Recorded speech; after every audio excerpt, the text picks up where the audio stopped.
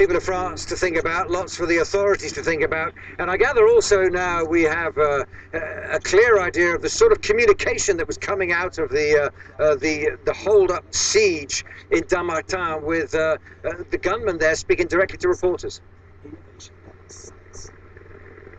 Yes, that's right. Fairly extraordinary. BFM TV, which is a 24-hour news channel here in France, actually had communications with a couple of the terrorists. One of them, one of the two brothers, but also the individual holed up in that supermarket. And we can give you a taste of it that we have been listening to, that they only broadcast, of course, after the three had died. Je te dis juste qu'on est les défenseurs du prophète sallallahu alayhi wa sallam et que j'ai été envoyé moi à Sherif Kouachi par Al-Qaïda du Yémen et que je suis parti là-bas et que c'est Sheikh Anwar Al-Awlaqi qui m'a financé. Thank you.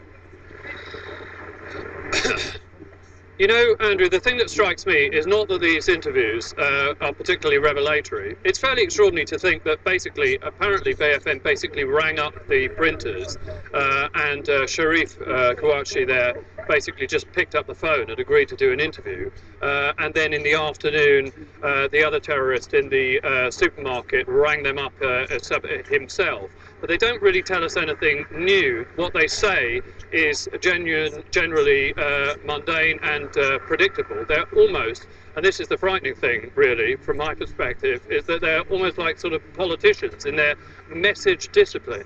Everything they say is exactly what you would expect them to be saying. It's incredibly calm, incredibly cold, and I think that for those French people who will be listening to these interviews, as they will today and I'm sure tomorrow as well, the frightening thing for them is wondering how many more people there might be out there who equally have received these messages, believe them profoundly, and might be ready to act on them themselves.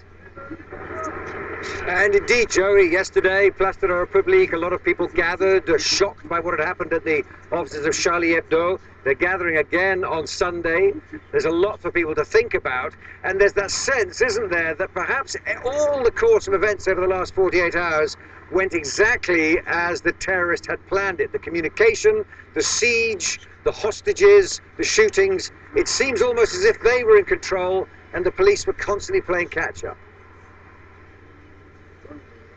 It did feel that way, I have to say, and yet, of course, the police ultimately managed to get on top of events in a way that only 24 hours ago, I think many of us might have worried that they would have struggled to do. There is some relief that at least these three men have been taken out now, taken out of the equation, and can no longer harm anybody across the country.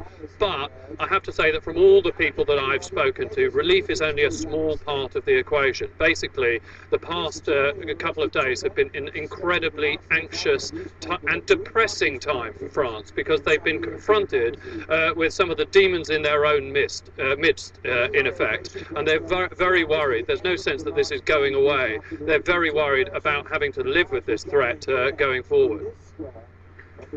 Indeed, Joey, thanks very much indeed. Joey Jones, Place de la République. The big question over the last 48 to their parliaments, perhaps armed with some of the discussions that they've had today at the Élysée Palace with François Hollande.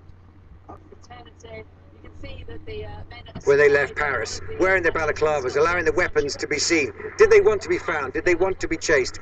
Did they want to have that siege around Dammartin? Did they want the shootout and the martyrdom at the end? Those are worrying thoughts for the people here in France, worrying thoughts for the authorities that everything, perhaps, as far as the terrorist was concerned, went according to plan and the police just did what they were expected to do. That is the Charlie emblazoned either on t-shirts, on stickers that they're wearing on their hats,